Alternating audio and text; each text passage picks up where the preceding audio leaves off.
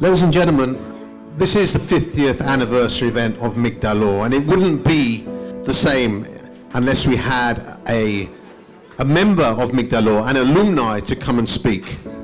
And we have tonight somebody very, very special, and I understand that his mantra, based on what he learned and his experience through the rabbis Migdal Ohr and the centers, is about being limitless in a world full of limitations.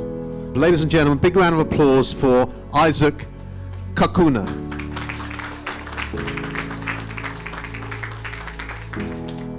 Thank you very much. What an intro. I don't think I deserve that much respect, but hey, I'll take it.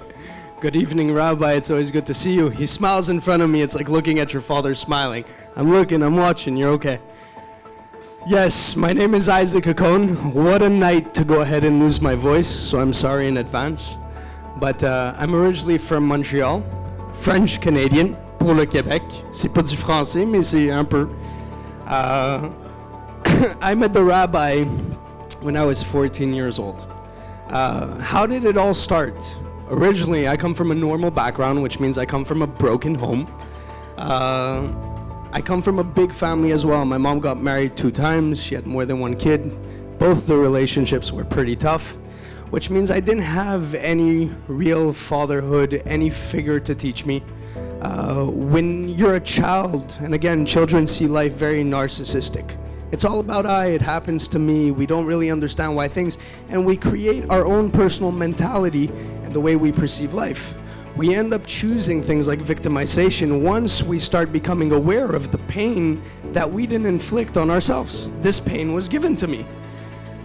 So as a great teenager boy, I decided to make mistakes. I made immoral decisions that only led me down a bad path. If it not meant addiction, if it not meant behaving, really, I wouldn't use any words, but it's being a real teenage boy who has not much guidance. My mom, Baruch Hashem, I really love her and I'm really grateful.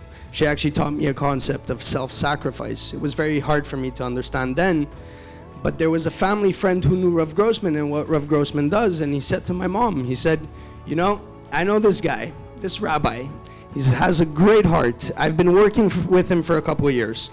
Maybe you can give your son another opportunity to life. And I'm sure it was very hard for my mom. I'm a parent of 2, and I would not want to give my kids away, no matter what. But my mom made a decision that, hey, if I'm not doing it right, maybe I'm gonna let someone else help me out. So yeah, I found myself 7,000 miles away from home. I couldn't speak Hebrew. I knew that the rabbi understood what I had done with my past and the decisions I made. So I was expecting, again, expectations and victimization for someone, especially if it's a Hasidic rabbi, to go ahead and judge my past. And I'm about to get it on the head, and I don't even speak the language. But I show up, and to my surprise, he looks at me, and he could say the only thing, "Oy, tzaddik, tzaddik sheli Yitzchak, tzaddik." And I was very, very shocked. I couldn't believe that that was his response to life. I found myself growing up. They say it's an alumni of Migdal Ohr, but I usually call it children of Migdal Ohr. Why? Because we somewhat feel the parenting, the fatherhood, and it's not just the rabbi, it's everyone. It's really from the rabbi down to the lady who's there just to help you get your life together. Baruch Hashem, I had great times with him, not the easiest of times, and many more to come. And I was actually very grateful when more of these times to come, after making better decisions with my life, getting married young, really going for what I believe in, the rabbi a couple of months ago gives me a call and he says, I'm having an evening for these wonderful people who have been in partnership with Migdal Ohr, with the organization, for 50 years. And to me, that was like, excuse me, falling off my head. But when your father figure, your mentor to life, asks you for a favor, to say thank you to people who have put in, I don't think you guys understand what you put in, but I jump to it, of course.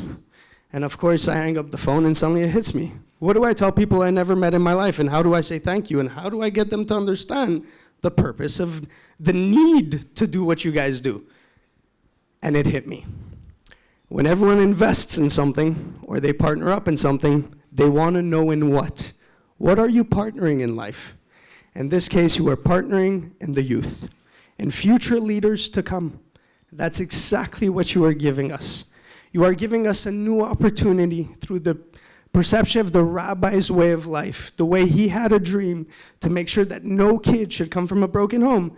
This is what you gave us. You created leaders. Now it's crazy, but I'm going to explain through a story the mindset of Migdal Ohr and the rabbi and what he gives the youth over there.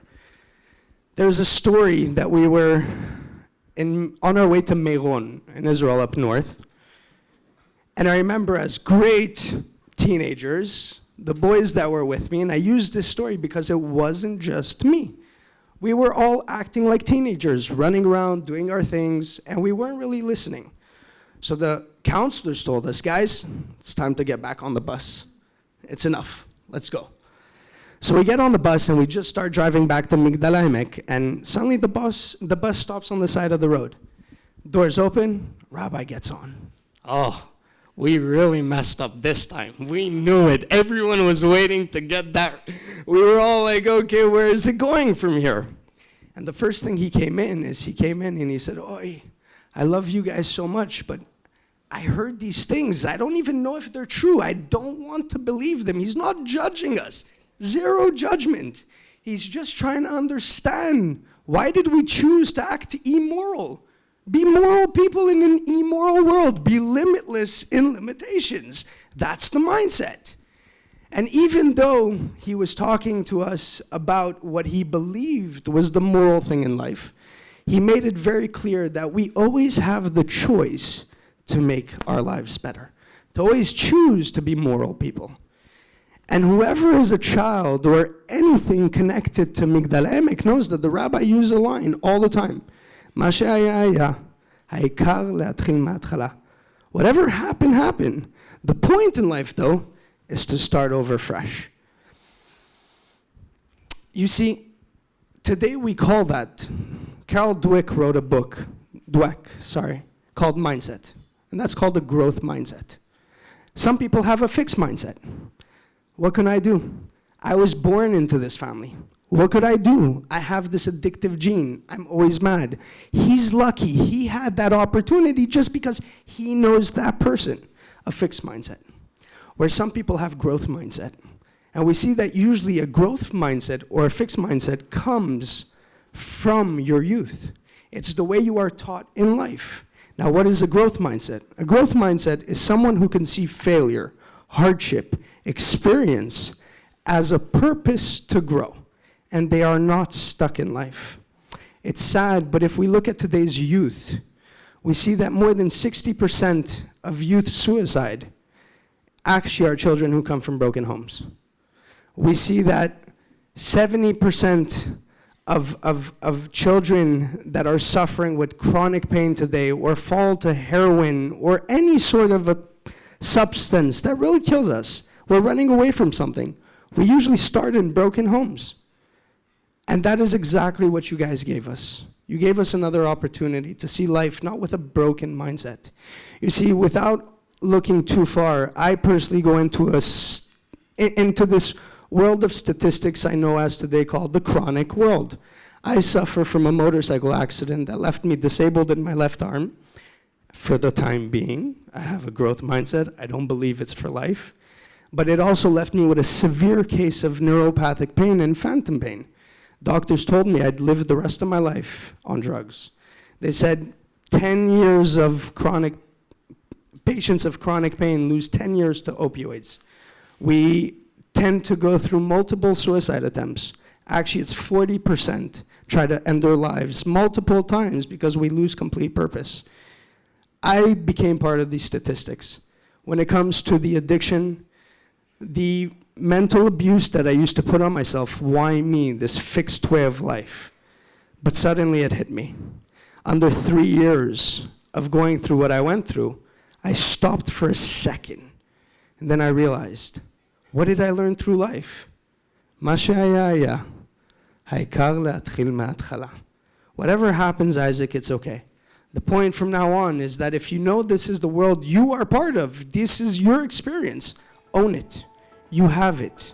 You can make it yours, and you could spread only positive in this world, a lot of optimism, a lot of greatness, and it's something that we need. Rabbi Grossman asked me to come say thank you, and I said, what am I going to say thank you? I know the rabbi for 15 years now, a bit more. That is not close to 50. So the truth is, deep down inside, within some realm of life, whoever's been working with the rabbi here, physically, mentally, financially, in any way, well, I believe without you, there probably wouldn't be a me. Statistically, there would not be a me. But the fact that you guys were able to see the difference in a project for the youth, to make sure that everyone has a place in the future, that every child should have a home, that is what gave me the right tonight to stand here in front of everyone and say thank you. So again, thank you very much for what you guys have done tonight, because without you, there is no me. Enjoy your evening.